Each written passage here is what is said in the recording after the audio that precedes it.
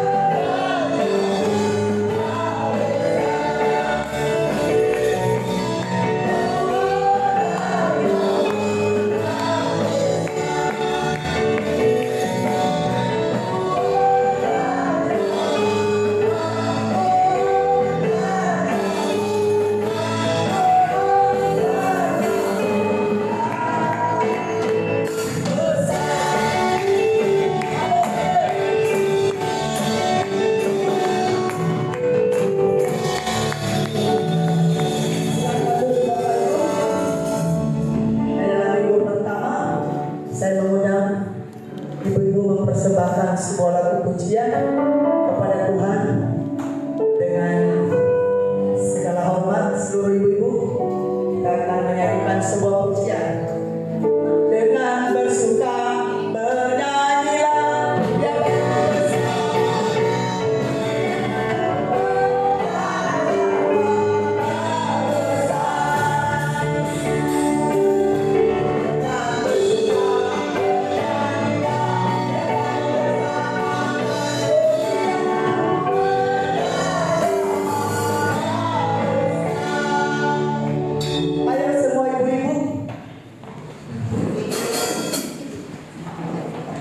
yang merasa ibu-ibu.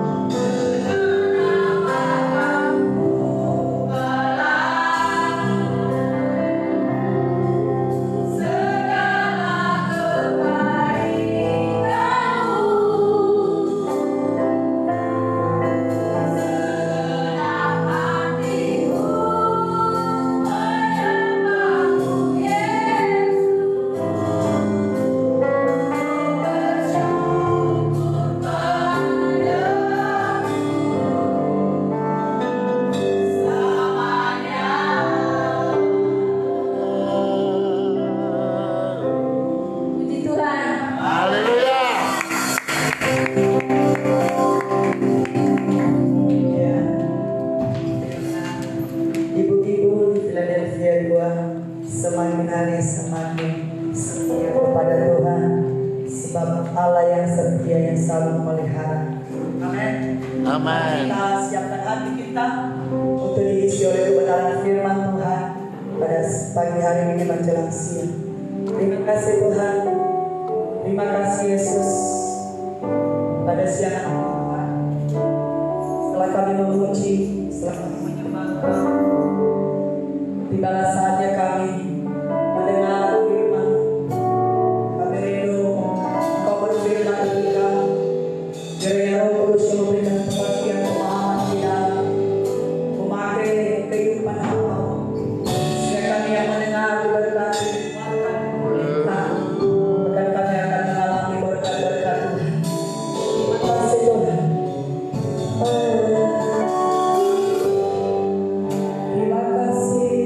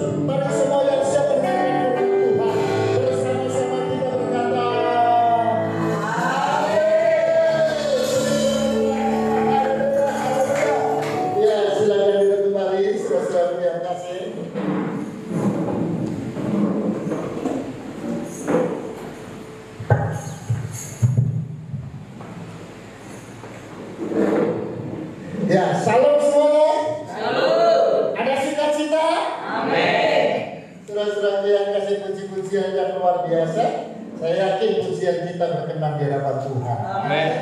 Pemain musik kita sangat bersemangat, song leader singer semangat, tamborin semangat, jemaat Tuhan semangat. Saudara-saudaraku yang kasih, kalau ini dilantunkan terus menerus, saya yakin kerajaan Allah akan hadir di tengah-tengah kita. Amin. Baik Bapak Ibu dan saudara-saudara sekalian, kita akan buka kitab kita dalam kitab Galatia pada pasal yang kelima ayat 24, 25 dan 26. Ya. Galatia pada pasal yang kelima ayat 24 sampai dengan ayat yang ke-26. Ya. Baik, oleh karena ini adalah ayat yang perdana dalam pemberitaan firman Tuhan di pagi hari ini. Kami persilakan kita semua bangkit berdiri dan kita akan baca bersama-sama ya, karena ini hanya 3 ayat.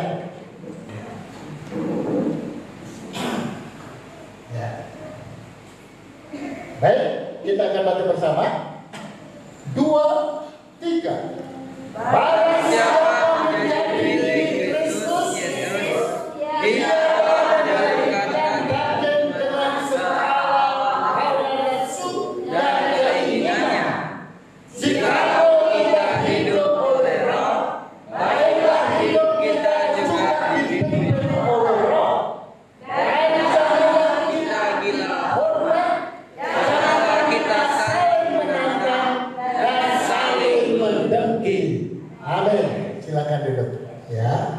Saudara-saudaraku yang kasih, firman Tuhan hari ini tidak akan lari dari bahasan dari kitab Galatia pada pasal yang kelima dari ayat yang ke-16 sampai dengan ayat yang terakhir ya.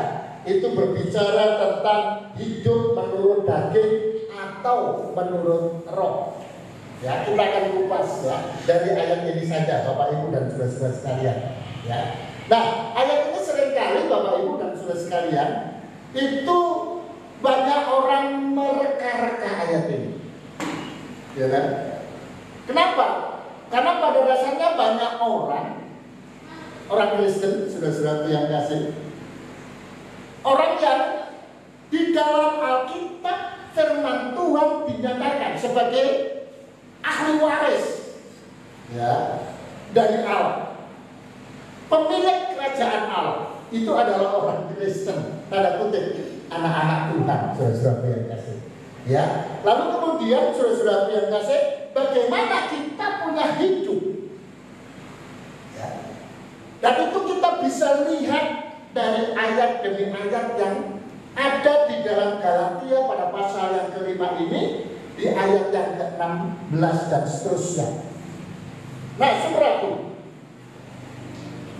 sebagai landasan untuk teks kita, tema saya ambil dari ayat yang ke-25.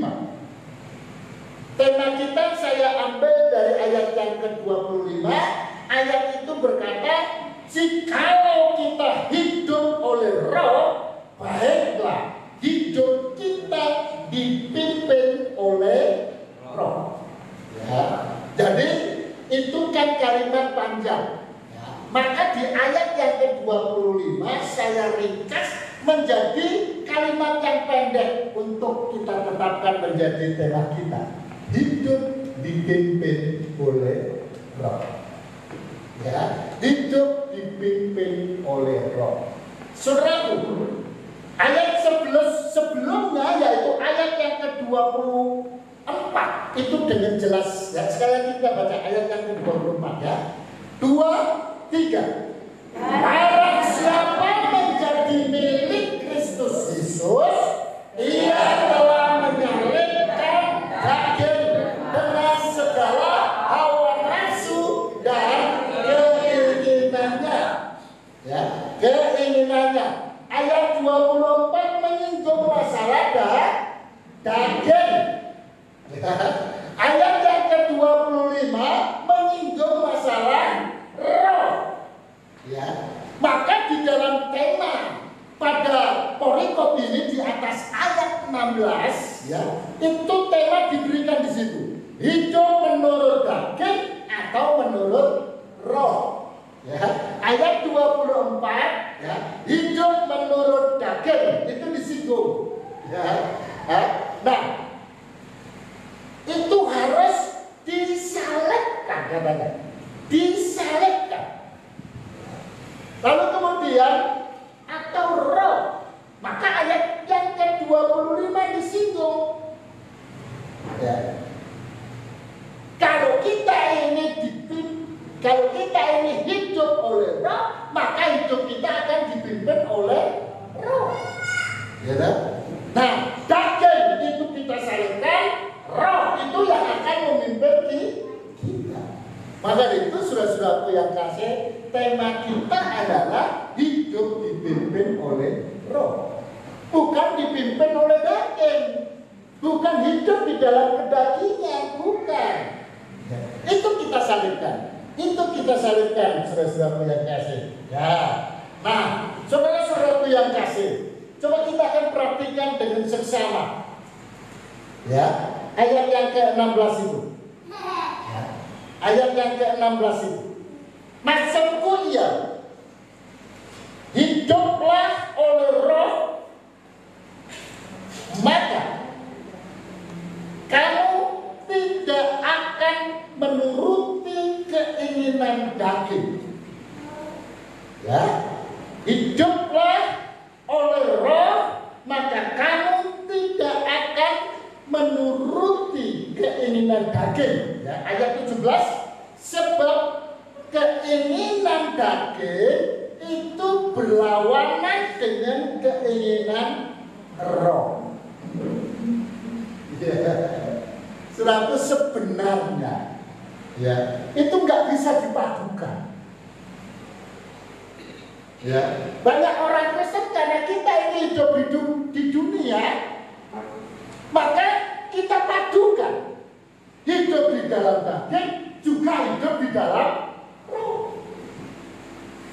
Padahal firman Tuhan dengan jelas mencatat, saudara-saudaraku yang kasih, ayat 17, sebab keinginan daging itu berlawanan dengan keinginan roh. Ya, nggak bisa dipadukan, saudara-saudaraku yang kasih.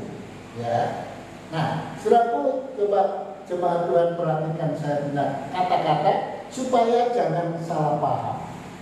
Ya, supaya jangan gagal mengerti, saudara-saudaraku yang kasih. Banyak orang melihat pendeta, gembala khotbah, saudara-saudaraku yang kasih, itu hanya dicari kata-kata yang singkat-singkat. Ya. Sehingga pada akhirnya itu akan bisa menjadi salah, saudara-saudaraku yang kasih.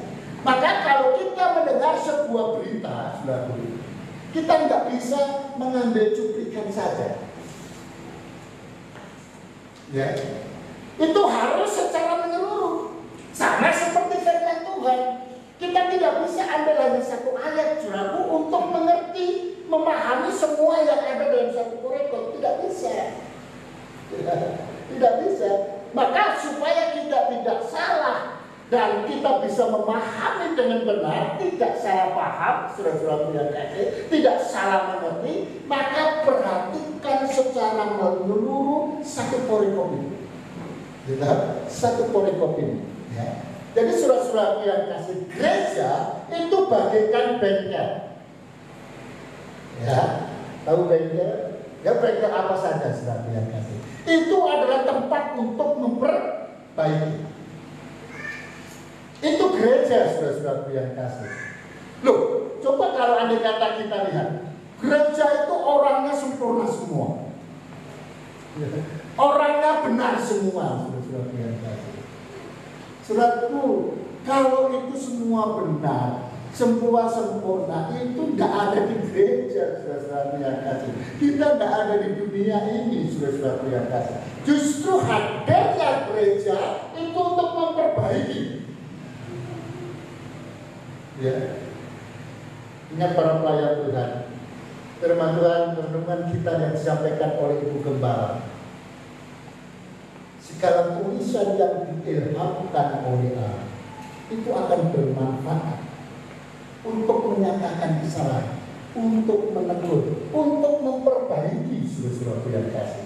Ya, itulah sebabnya gereja itu adalah tempat di mana seperti bengkel. Orang-orang yang datang ke dalam rumah Tuhan itu adalah orang-orang yang memerlukan ya, pembenahan hati, pembenahan pikiran, saudara yang kasih, supaya tidak salah. Supaya tidak salah, ya. Iya. Nah, orang yang perlu diperbaiki itu orang yang bagaimana? Ya. Orang yang perlu diperbaiki adalah bisa orang itu rusak, bisa orang itu setengah rusak, bisa orang itu ada komponen yang agak sedikit meleset di tempatnya dari tempatnya. Bisa saja, tapi diperlukan kebaikan, saudara-saudara yang kasih. Dan biaya kerusakan itu akan ditentukan seberapa besar kerusakannya itu, saudara. Sama seperti orang yang datang kepada Tuhan, bagaimanapun hidupnya, maka gereja itu harus bisa memberikan solusi, saudara. Harus bisa memberikan solusi. Iya. Harusnya seperti itu, Bapak Ibu dan saudara sekalian. Tidak ada orang yang sempurna. Adakah kita yang sempurna? Ayub, kurang apa itu Ayub hidupnya? Ya. Lalu kemudian Yusuf, kurang apa itu hidupnya? Lalu kemudian orang-orang yang terdahulu yang menjadi suri teladan bagi iman kekristenan kita, saudara-saudara yang kasih, kurang apa dia hidup di hadapan Tuhan? Tapi itu pun tetap Tuhan tidak pernah memandang mereka itu sempurna. Ada yang perlu dibenahi di dalam hidupnya. Maka kalau kita beribadah kepada Tuhan, kita tertempelak hati kita. Ya. Nasihat saya sebagai gembala, tetap bertahan. Justru jangan tinggalkan tempat itu, saudara. Dulu ada jemaat Tuhan, Bapak Ibu dan saudara sekalian, datang kepada Bapak Gembala, lalu kemudian dia bilang begini, Pak Gembala, mohon maaf Pak Gembala. Kenapa begitu? Mohon izin aku keluar dari gereja ini. Kenapa aku bilang itu? Maaf Pak Pendeta, saya ini nggak bisa lepas dari rentenir. Tahu rentenir? Salam kandungan ya.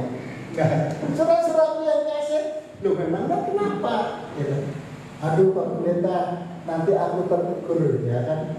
Saudara-saudara yang kasih, kalau orang yang ingin diperbaiki, kalau orang itu ingin berkenan kepada Tuhan, justru jangan tinggalkan. Kalau kita salah tidak dikoreksi, kita rusak tidak diperbaiki. Bisakah yang rusak itu bisa menjadi baik? Tidak.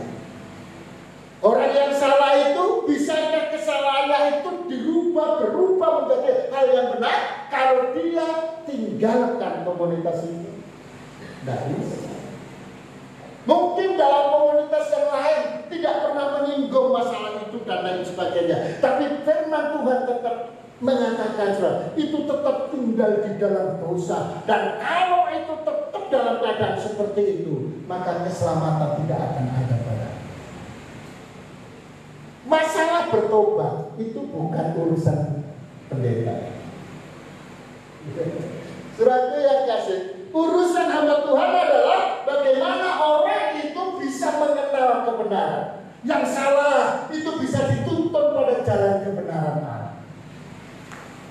Itu urusan gembala, itu urusan pendeta.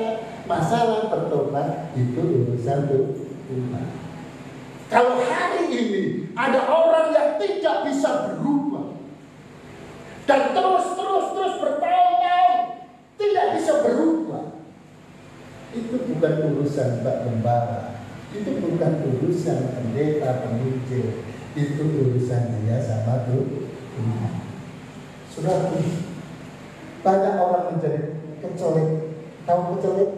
Apa itu kecolek? Kecolek, apa itu kecolek itu? Bahasa Jawa memang kecolek. Cuma aku mengartikan ke bahasa Indonesia itu apa kecolek ini? Salah paham. Mirip-mirip seperti itu ya. Kecelek itu artinya apa? Orang yang dia pikir ini nggak bisa bertobat. Orang itu berpikir orang ini nggak bisa berubah. Tetapi dalam sekejap mata ketika Allah bekerja, dia berubah, saudara-saudara yang kasih. Orang yang berjudi berat berhenti. Orang yang berpokok berat berhenti, saudara-saudara yang kasih. Orang yang tidak bisa bertepuk tangan dan suka mengejek orang memuji Tuhan dengan tepuk tangan.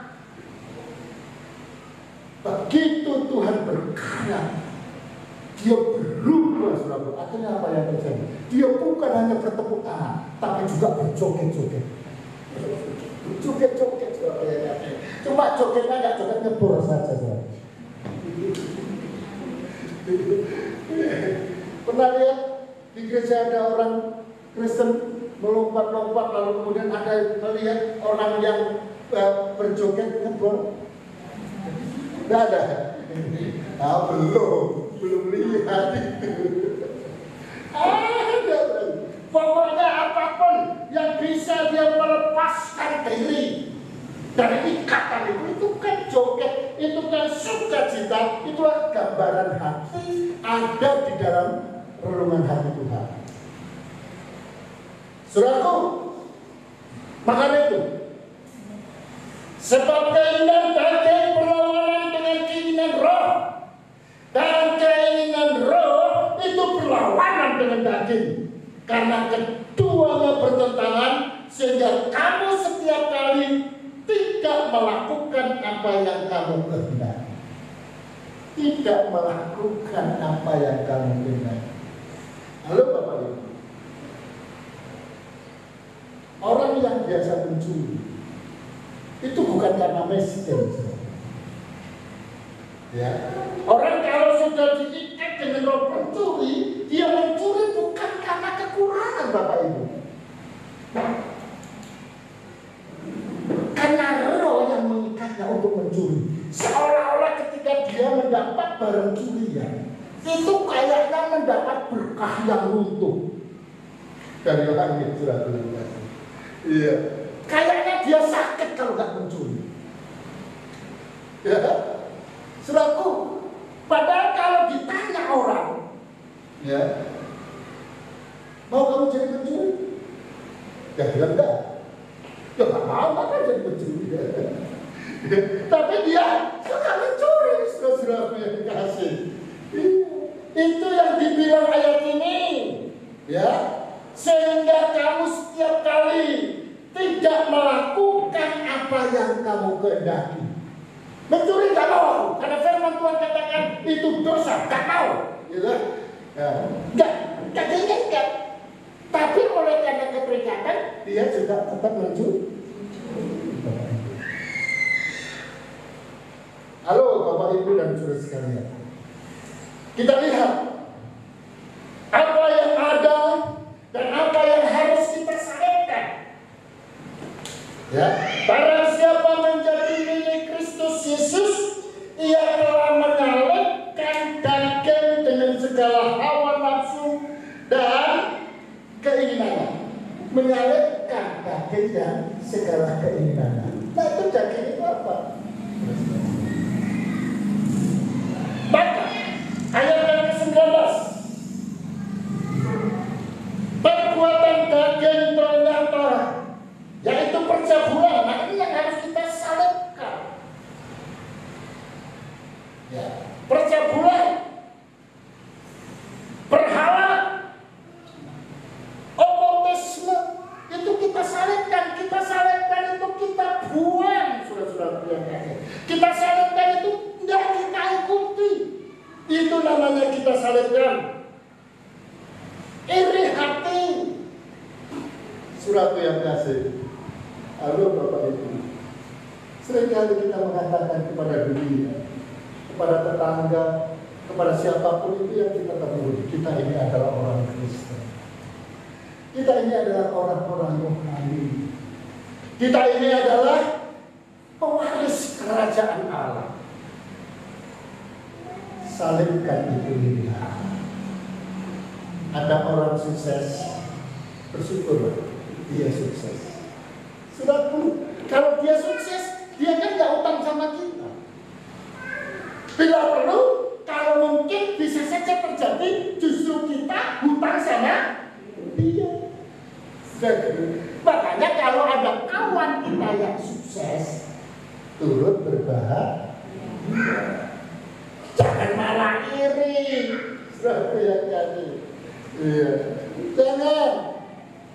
Dia diberkati, mengucap syukur.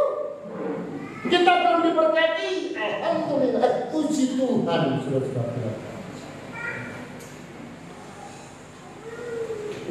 Amarah.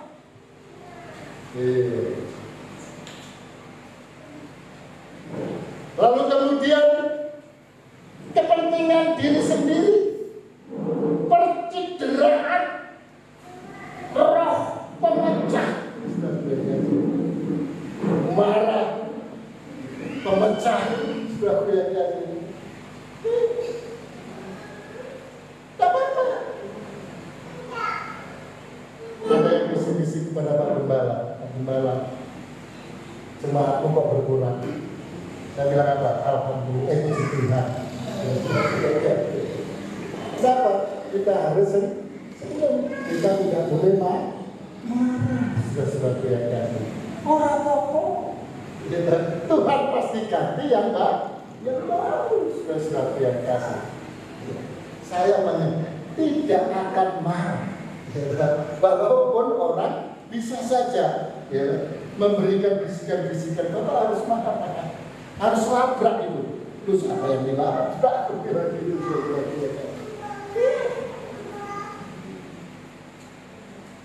Kedengkian, saudaraku, itu kiranya jauh daripada kita. Kemabukan, saudaraku, kemabukan itu adalah segala sesuatu yang bisa memabukkan. Di sini tidak dibahas secara spesifik yang memabukkan itu apa. Kenapa? Karena kalimat memabukkan itu mengandung makna yang sangat luas. Apa saja yang memabukkan? Halo Bapak Ibu, biasanya yang memabukkan apa namanya? Kalau orang Batak tua, di Jawa nggak ada tua.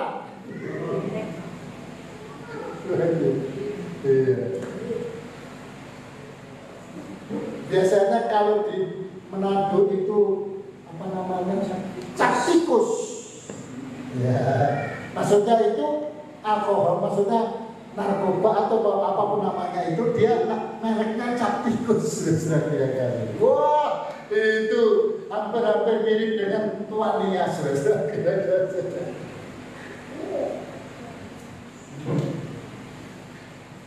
Apakah kalimat ini kita harus ganti dengan yang secara spesifik? Apa itu yang memabukkan?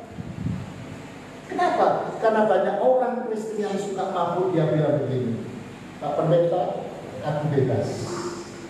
Kenapa? Karena tua tidak ditulis di dalam Alkitab. Kenapa? Tua Nias yang warnanya putih, yang warnanya jernih itu, saudaraku, itu yang sangat memabukkan, itu tidak ditulis di dalam Alkitab. Apalagi cati tikus, tidak ada. Halo Bapak Ibu, aku mau lihat seberapa banyak hari ini yang bawa Alkitab ini. Angkat tangan, angkat Alkitabnya, yang bawa Alkitab ya. Saudaraku, haleluya. Pertanyaan saya, mengapa tidak bawa Alkitab seperti ini? Tidak ada.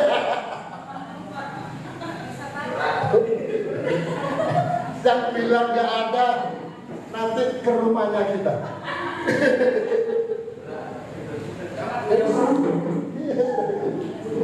Karena banyak orang Kristen ya punya Alkitab tapi Alkitabnya nggak pernah lagi dibaca. Karena yang dibaca Alkitab Android. Salah? Tidak. Yang menjadi salah adalah ketika kita salah memahami. Di sini ditulis yang memabukkan. Apa tadi tulisannya?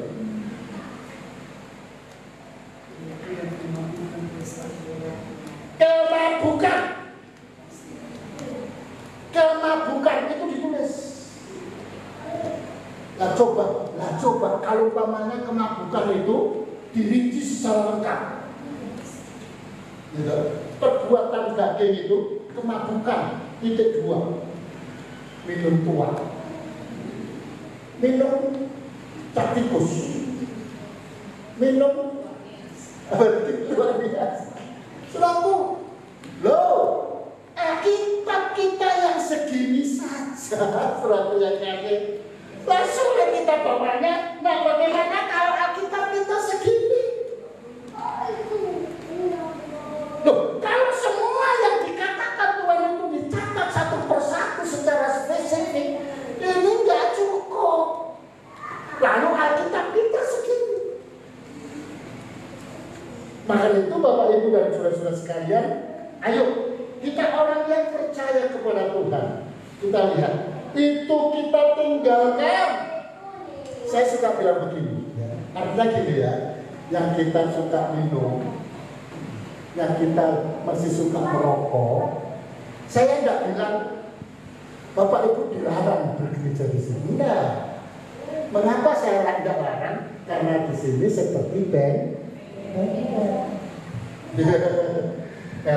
Maka itu ketika berada di sini terus kami doakan, tidak apa-apa. Soal waktu pertobatan itu waktunya Tuhan, bukan waktunya berkendala, bukan waktunya kita sesuai kasih. Ya. Pesta pora, pesta tidak masalah, poranya yang bermasalah. Artinya pora ini kan pesta yang berlebih-lebihan. Iya. Termasuk kalau Natal diadakan pesta pora. No, pestanya tidak apa-apa, poranya itu bermasalah. Saya pernah diundang di STM Surabaya. Orang-orang kaya semua. Habis saya khotbah, habis saya menutup Natal itu, maka dilanjutkan acara hiburan. Aku geleng-geleng kepala. Kenapa? Yang di depanku meja itu penuh saudara-saudara. Ya, berbintang. Wah, dan DLR saudara-saudara. Lihat pendeta saudara-saudara. Iya. Natal, tidak masalah Natal. Pesta tidak masalah, pesta makan di Natal tidak masalah. Makanya gereja kita nanti Natalan. Kita makan atau enggak? Makan. Boleh. Ya, tapi jangan itu ya, yang itu jangan ya. Saudara-saudara. Kan saya juga ini mana ini merokok ini. Halo Bapak Ibu, ditulis nggak ya? Tertulis nggak? Siapa itu? Baca baik-baik. Baca baik-baik pada ayat yang ke-21, saudara-saudara yang kasih ya. Ayat yang ke-21, cobalah kita baca ayat 21-nya ya. Kedengkian, kemabukan, pesta pora dan sebagainya. Loh, mana rokok? Itu sebagainya. Kenapa sebagainya? Karena kalau ditulis buku yang ada di dunia nggak cukup. Jadi segala sesuatu yang negatif ada di kalimat dan sebagainya.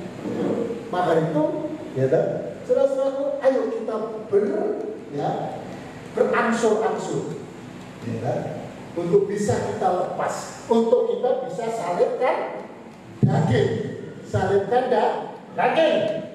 Nah, untuk itu kita lihat perlawanan, perbedaan yang tidak bisa disatukan antara daging dan roh adalah ayat yang ke-22. Tetapi buah roh ialah kasih, harus tetap mengasihi. Iya kan? Saya nggak tahu apakah Bapak Ibu tahu atau tidak tahu, atau mungkin pura-pura tahu, saudara. Mungkin Bapak Ibu tahu ada orang-orang yang tidak suka dengan Pak Gembala. Ya kan? Mungkin Bapak tahu, Ibu tahu, mungkin ada di antara kita jemaat Surat yang Kasih yang maki-maki Bapak Gembala. Mungkin sudah tidak ada. Ya. Nah, Tuhan katakan, kalau kita hidup dipimpin oleh roh, maka kita harus punya kasih. Bagaimana caranya? Bapak Gembala tidak akan balas. Itu kata-katanya. Harus kata berkat. Hidup senyum. Hidup senyum. Sudah kita kasih. Coba perlihatkan kepada kawan-kawan saudara kanan kiri senyum yang terbaik. Supaya apa?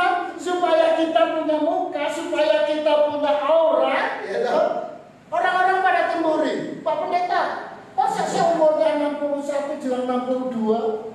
Duh, kenapa benar? Tapi Bapak kayak 40-an, 40 kata kok jauh sekali 20 tahun lebih muda. Kenapa? Karena kasih, karena senyum. Tapi itu pun bukan berarti Bapak Gembala mengajarkan kepada jemaat, mari kita senyum-senyum. Tidak. Iya. Sukacita.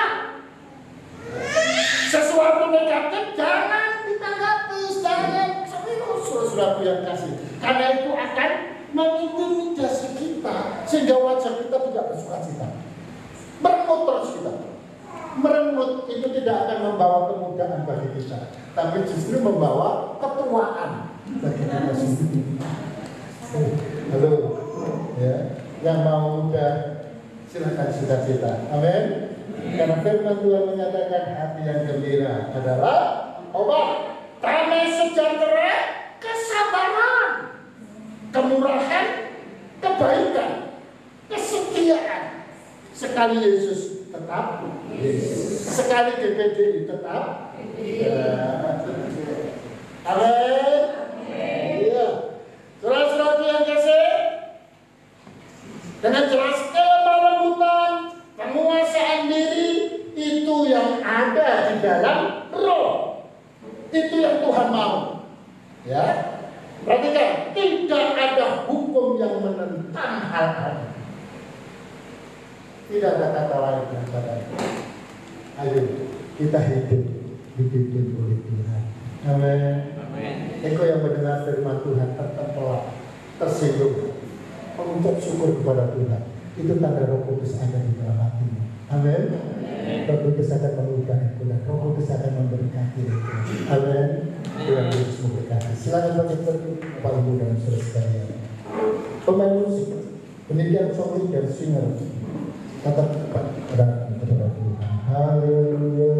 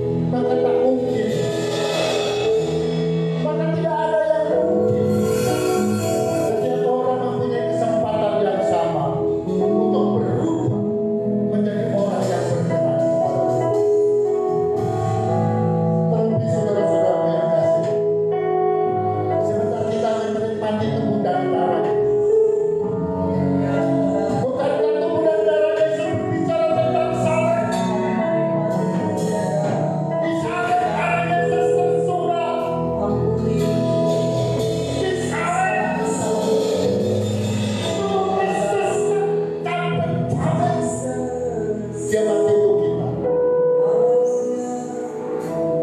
Dia bersama dengan kita. Maka jangan singgah di dalam kedagingan. Tapi mari kita salah. Lalu kemudian bergegas. Lalu berkata, Tuhan ampuni saya, Tuhan ampuni saya.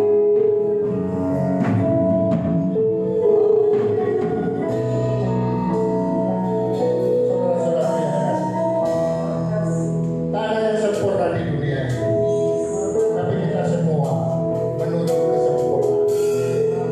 Dalam nama Tuhan Yesus, Bapa, hamba-Mu berdoa bagi seluruh sidang jemaat, bagi para pelayan-pelayan kita. Adil Bapa di surga, Kau memberkati para jemaat-Mu, para pelayan-pelayan untuk bangkit, untuk semangat di dalam Engkau, tinggal dan sampai itu lalu hidup di bawah pimpinan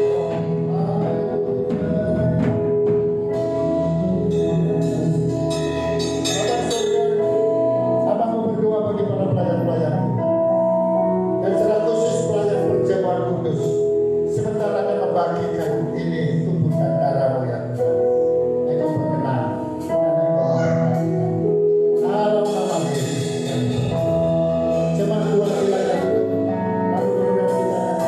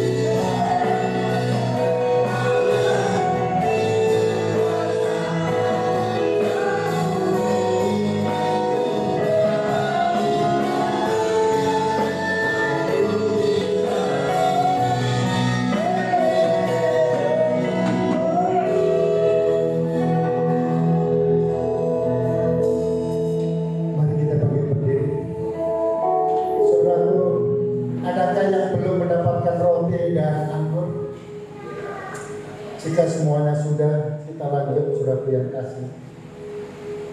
Saudara-saudaraku yang kasih, ini roti biasa. Tapi ini adalah roti yang diberkati oleh Tuhan. Ini adalah lambang daripada tubuh Kristus yang dipecah-pecahkan, terluka, dicambuk di atas kayu salib. Ini untuk pengampunan kita. Ini untuk kita dilayakkan yang seharusnya kita yang menderita. Saudara-saudara yang kasih, maka tetaplah di dalam Yesus. Sekali Yesus, tetap Yesus. Saudaraku, agar ini bisa menjadi berkat dalam hidupmu. Imani ketika engkau memakan, ini adalah tubuh Kristus. Dan jangan dimakan sebelum engkau mengatakan dalam nama Tuhan Yesus. Demikian apa yang dikatakan oleh firman Tuhan. Sebab apa yang telah aku teruskan kepadamu, telah aku terima dari Tuhan, yaitu bahwa Tuhan Yesus pada malam waktu ia diserahkan, mengambil roti dan sesudah itu ia mengucap syukur atasnya. Ia memecah-pecahkannya dan berkata, inilah tubuhku yang diserahkan bagi kamu, perbuatlah ini menjadi peringatan akan aku. Kita makan dalam nama Yesus, dalam nama Tuhan Yesus.